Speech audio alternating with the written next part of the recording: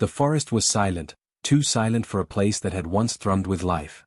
Trees towered overhead, their gnarled branches twisting like the fingers of some ancient giant. A thick fog clung to the ground, curling around the roots and rocks, swallowing the path ahead. Most children of the nearby village avoided this part of the woods. They whispered that spirits lingered here, shadows that moved just beyond the corner of your eye. But 12-year-old Ethan had never been one to listen to whispers. Tonight, something had drawn him here. A sound, deep, mournful, unlike anything he had ever heard, echoed through the trees. It wasn't a bird, or a wolf, or the wind rattling through the branches. It was a cry. A cry so full of pain that it made his chest tighten. Ethan paused, clutching the strap of his satchel. He had left the small lantern on the edge of the village path to avoid being seen. The dim light of the moon barely pierced the fog, and the shadows seemed to move with a life of their own. He swallowed hard, trying to calm the sudden fear that prickled at the back of his neck. "Hello?" he whispered. His voice sounded small, swallowed almost immediately by the night. No reply came, only a low, pained rumble from deeper in the forest. The sound vibrated through the ground, through his shoes, through his very bones. It was desperate, almost human, yet impossibly vast. Ethan took a cautious step forward. He could see broken branches scattered across the path, leaves torn and trampled, as if some enormous creature had struggled through here recently. Every instinct screamed at him to turn back, but curiosity, and something softer, an ache in his chest, urged him onward. The forest seemed endless, each bend in the path revealing more shadows, more mist. Yet the sound grew louder, sharper, until Ethan could almost imagine the shape of the creature that had cried so mournfully. A sudden movement caught his eye, a flicker of something enormous, just beyond the trees. He froze, heart hammering. His first thought was to run, but his legs wouldn't obey. Then he saw it. A huge silhouette lay crumpled in a clearing ahead, wings folded awkwardly, scales glinting faintly in the moonlight. The creature's head rested on the ground, and its chest rose and fell with ragged, labored breaths. Its eyes, immense and luminous even in the dim light, were half-closed, filled with sorrow and pain. Ethan's stomach twisted. This was no ordinary beast. This was something beyond stories and myths, something magnificent, and wounded. The dragon shifted slightly, a shudder running through its massive frame. A low groan, almost like a whisper of wind, escaped its throat. It seemed to call for help, but no one came. Only Ethan. For a long moment, they simply stared at each other. Fear warred with awe in Ethan's chest. His mind screamed warnings, "Run. It's dangerous. Stay back." Yet another, quieter voice, soft and insistent, urged him closer. The creature was dying, and it had nobody. Nobody except him. Ethan stepped forward, carefully, almost gliding over the damp leaves. Every step felt impossibly loud in the oppressive silence. The dragon lifted its head just a fraction, watching him with eyes that shimmered like molten gold. There was something in that gaze, a plea, a recognition, that made Ethan's chest ache. He stopped a few feet away, unsure what to do. I'm not going to hurt you," he whispered, more to convince himself than the dragon. His hand trembled as he reached into his satchel, pulling out a small piece of bread he had saved from dinner. He set it down gently on the ground. The dragon's nostrils flared, sniffing the air, but it made no move to eat. It was too weak, too broken. The silence returned, heavy and almost suffocating. Ethan could hear his own heartbeat, and beneath it, the slow, ragged breathing of the dragon. He knelt, hands pressed to his knees, feeling the cold dampness of the forest floor. "It's okay," he whispered again, unsure if he was speaking to the dragon, or to himself. "I'll stay here." 4 hours, the boy and the dragon remained in that quiet clearing. The forest seemed to lean in around them, holding its breath. Somewhere deep in the shadows, a fox yipped, a branch snapped, but Ethan barely noticed. His eyes never left the dragon's. Every shudder, every strained breath tugged at something deep inside him. He didn't know why he had come here, and he didn't know what would happen next. All he knew was that the dragon was alone, and that he could not leave it to die alone. And for the first time in his life, Ethan felt the weight of something larger than himself, something powerful, sorrowful, and beautiful. Something that, even in its pain, demanded respect. Something that would change him forever. The dragon lifted its head slightly, just enough for its eye to meet his again. And in that gaze, Ethan understood one thing. Whatever came next, he could not turn away. The forest held its breath, and the night waited. Ethan had been kneeling beside the dragon for what felt like hours, though the moon hadn't moved much in the sky. The night was still, heavy with the scent of wet leaves and earth. He had long stopped thinking about fear. All that remained was awe, and a strange, aching pity. The dragon's chest rose and fell with a slow, uneven rhythm, each breath trembling as if it were being pulled from the very air itself.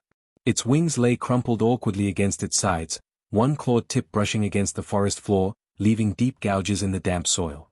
Every once in a while, it groaned, a deep, low sound that vibrated through Ethan's bones. He shivered, uncertain if it was from the cold, the fear, or the sorrow that seemed to emanate from the creature. He reached forward again, this time resting a hand tentatively on the dragon's snout. Its scales were surprisingly warm, coarse yet somehow alive under his fingers. The dragon didn't flinch.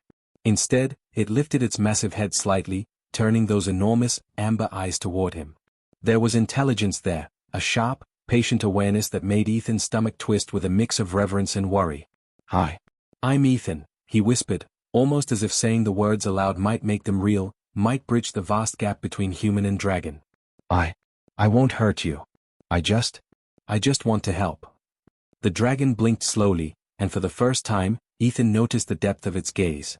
It wasn't just tired, it was weary of something deeper. Loneliness. Loss. A kind of grief that no human could truly understand. Ethan's hand shook, but he didn't move it away. Somehow, he knew the dragon trusted him enough to let him be there. A sudden sound of snapping twigs made Ethan freeze. Somewhere in the forest, an owl hooted, and a gust of wind swept through the trees. The dragon's eyes flicked toward the noise, alert and sharp, but it didn't move. Its trust, or perhaps its exhaustion, was enough to let him stay. Ethan exhaled slowly, heart pounding, and whispered, "It's okay. No one's coming." He crouched beside the dragon, examining its injuries. One of its wings was bent at a cruel angle, scales torn and bleeding. A large gash ran along its flank, dark and jagged, as if something had ripped through it in a struggle. Ethan pressed a finger lightly against the wound, but the dragon flinched, letting out a quiet, rasping hiss. "I'm sorry," Ethan said, his voice trembling. "I don't know what to do. I don't know how to make it better." The dragon's eyes softened, and it shifted slightly, lowering its head so that Ethan could see more clearly. There was a beauty in the curves of its horns, the intricate patterns of its scales, the way its muscles still rippled beneath its skin even in weakness.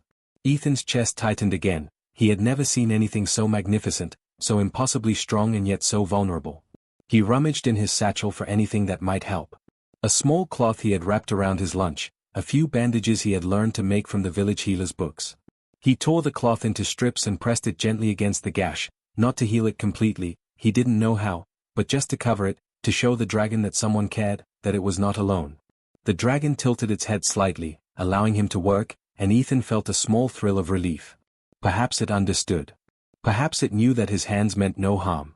Hours passed in silence, broken only by the dragon's uneven breathing and the occasional rustle of leaves in the wind. Ethan talked softly, telling it stories of the village, of the stars above, of things that seemed small and trivial but somehow filled the empty space around them. He didn't expect a response, but sometimes the dragon would tilt its head or blink slowly, and Ethan took that as a sign it was listening.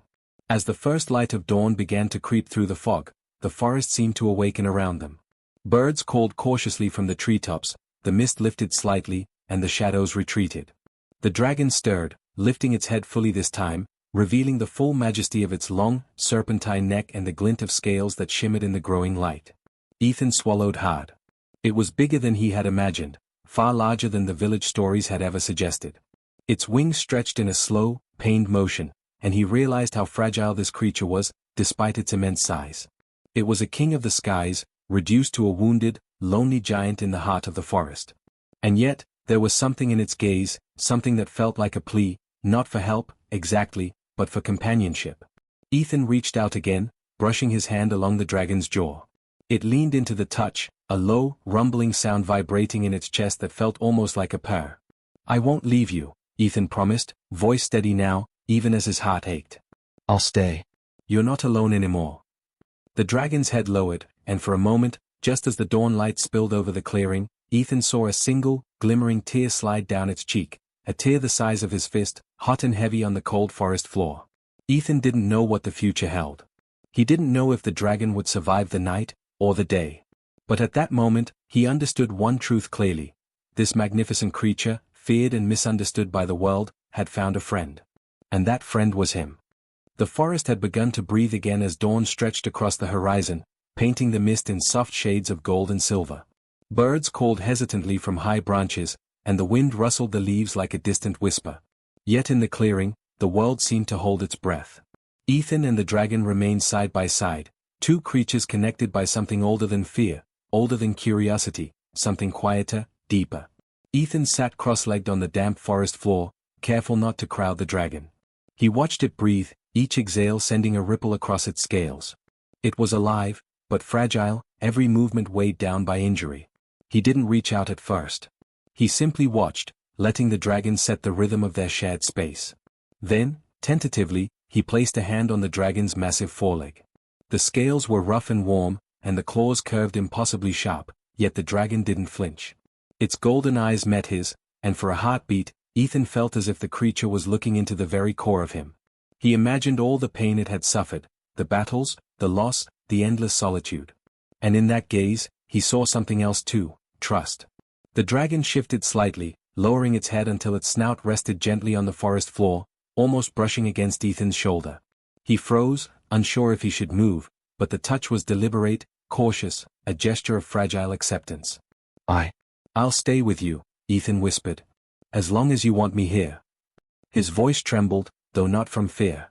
Something inside him ached for this wounded, majestic creature, and he couldn't turn away. Hours passed. Ethan spoke softly about simple things, the village, the river where he fished, the stars that blanketed the night sky. He spoke because the dragon seemed to listen. Sometimes, it blinked slowly.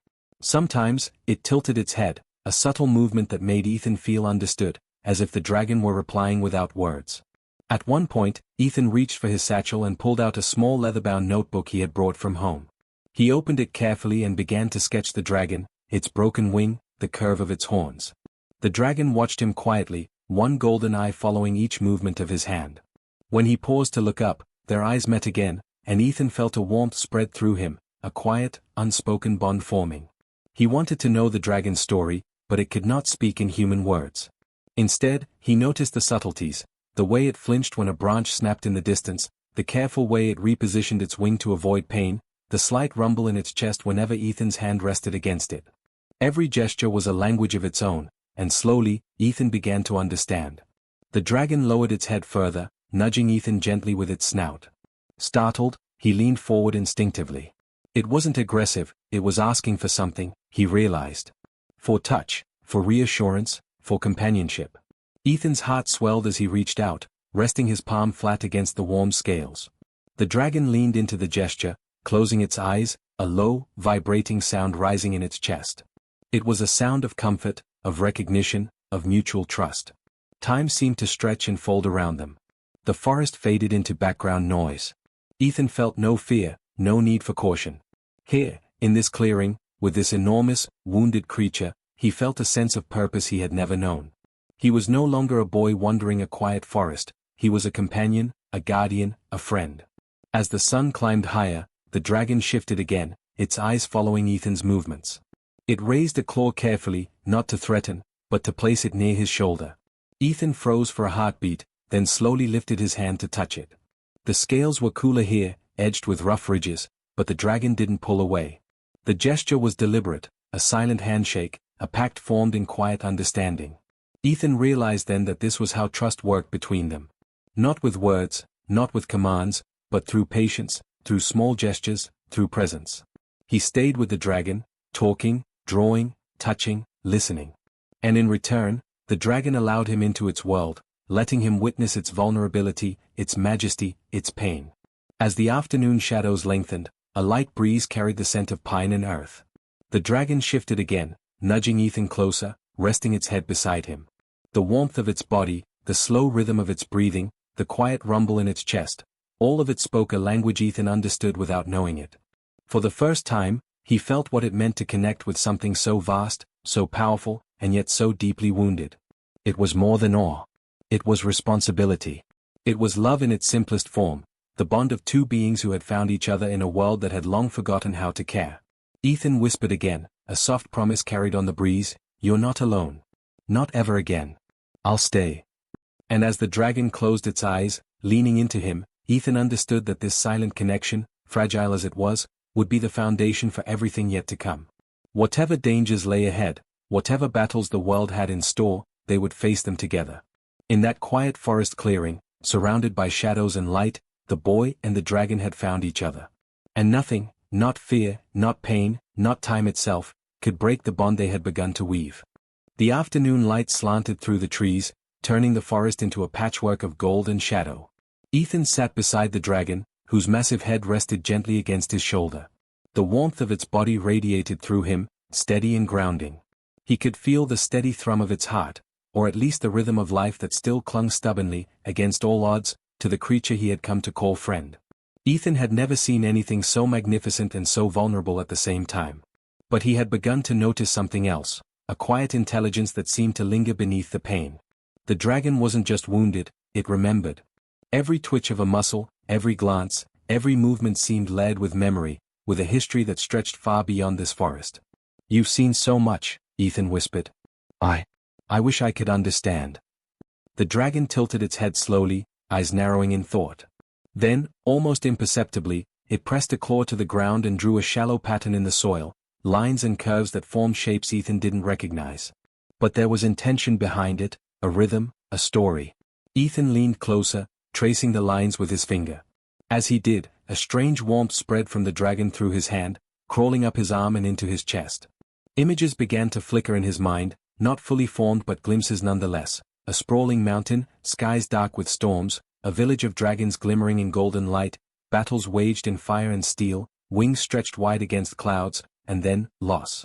Devastating, infinite loss. The dragon's life unfolded before him in flashes, memories it could not speak aloud, but that it could share in fragments.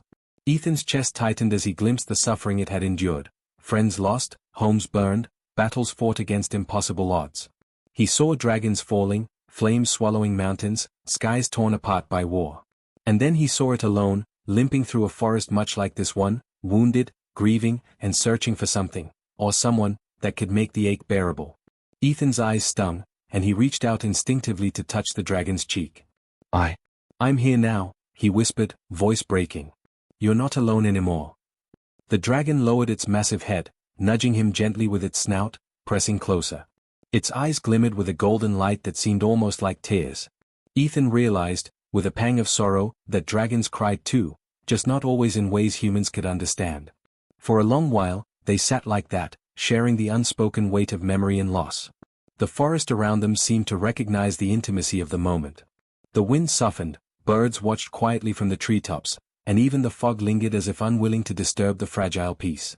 Ethan spoke softly, unsure if the dragon could hear him the way he hoped. "I can't fix it," he admitted. "I can't bring back anyone. But I can be here. I can listen. That has to be enough, right?" The dragon made a low, vibrating sound in response, almost like a sigh.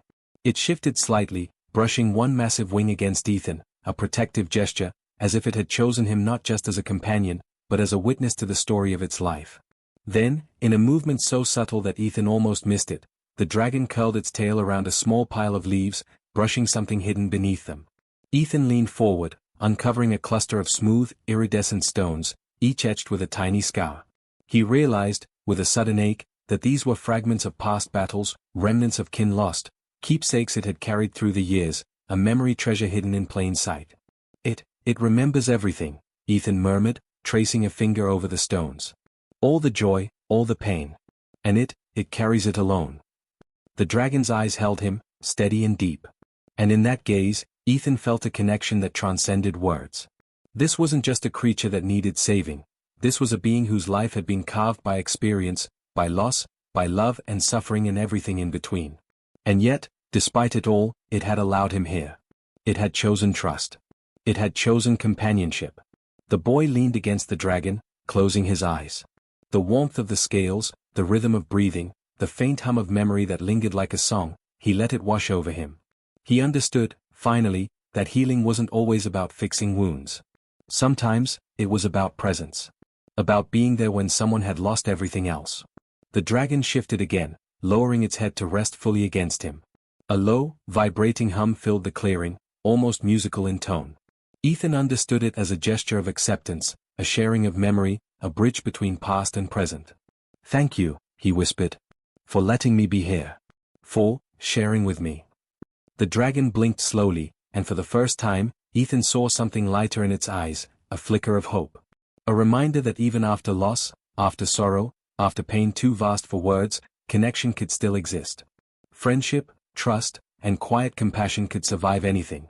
And in that moment, surrounded by sunlight filtering through the leaves, Ethan knew this was only the beginning. The dragon had shared its past. And now, together, they would face what came next, whatever it might be. The forest seemed to breathe around them, carrying the unspoken promise forward, that even in a world of loss, even in a world that often seemed cruel and unforgiving, there could be moments of understanding, moments of connection, moments that made everything worth it. And Ethan vowed, silently but with certainty, that he would not let this bond fade, not now, not ever.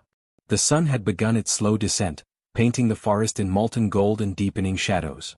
Ethan sat beside the dragon, whose breathing had grown more labored as the hours passed.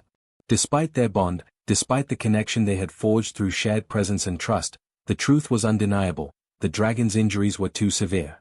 The forest, once alive with light and whispers, now felt hushed, as if even the trees themselves recognized the weight of what was happening. Ethan's hands rested gently on the dragon's massive scales. He had tried to soothe the wounds, to clean them as best he could, but he knew it wasn't enough. Tears streaked his dirt-smudged cheeks. He had faced fear, awe, and sorrow before, but none of it had prepared him for this. I can't save you," he whispered, voice breaking. "But I'll stay. I promise." The dragon's eyes met his, amber and molten, filled with a profound sadness that mirrored his own. Its great head shifted slowly, lowering until it rested upon Ethan's lap. The boy's arms went around its neck, feeling the warmth of the creature that had become his friend, his companion, his teacher in a world he had never fully understood until now. A low, rumbling sound vibrated through the dragon's chest, almost like a sigh. Ethan leaned close, pressing his forehead against the scales. "I'm here," he murmured. "You're not alone." Minutes passed, stretched and thick, measured only by the dragon's ragged breathing. Ethan spoke softly, telling stories of the village, of the river where he played, of the stars above. He spoke not because he expected a response, but because he wanted the dragon to feel the presence of another soul, steady and unyielding. The dragon lifted its head slightly and nudged Ethan's shoulder with its massive snout, a gesture of acknowledgement, of gratitude. Then, it lowered its head again, closing its eyes, as if surrendering to the inevitable. Ethan felt a tear roll down his cheek, and he wiped it quickly, not wanting the dragon to see weakness. But the dragon didn't flinch. It didn't judge.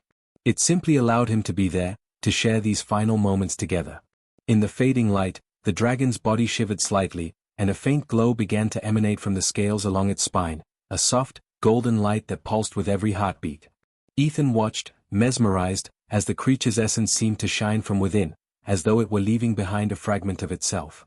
Then, with a final, shuddering breath, the dragon exhaled one last time. Its eyes fluttered closed, and the glow dimmed, leaving only the lingering warmth in Ethan's arms and the quiet hum of memory. He pressed his face against its scales, whispering, "Thank you, for trusting me. For letting me stay." For a long moment, the clearing was silent, save for the rustling of leaves and the distant call of a lone bird. The forest seemed to hold its breath, mourning the passing of something magnificent, something irreplaceable. And yet, amid the sorrow, there was a faint spark of hope. Ethan noticed a small, shimmering scale resting near the dragon's paw, glowing faintly in the last rays of sunlight. He picked it up carefully, cradling it in his hands. It was warm, surprisingly light, and etched with intricate patterns that seemed almost alive. A gift. A memory. A promise. He pressed it to his chest, feeling a connection that would not fade, a bond that transcended the physical, a reminder that even in the darkest moments, hope could endure. The dragon was gone, but a part of it remained with him, a spark that would guide him, protect him, and remind him of what it meant to care deeply, selflessly, and without hesitation. Ethan stayed in the clearing long after the sun had set, letting the cool night wind brush against him. He whispered stories into the darkness, telling the dragon about his day, about the stars, about the village.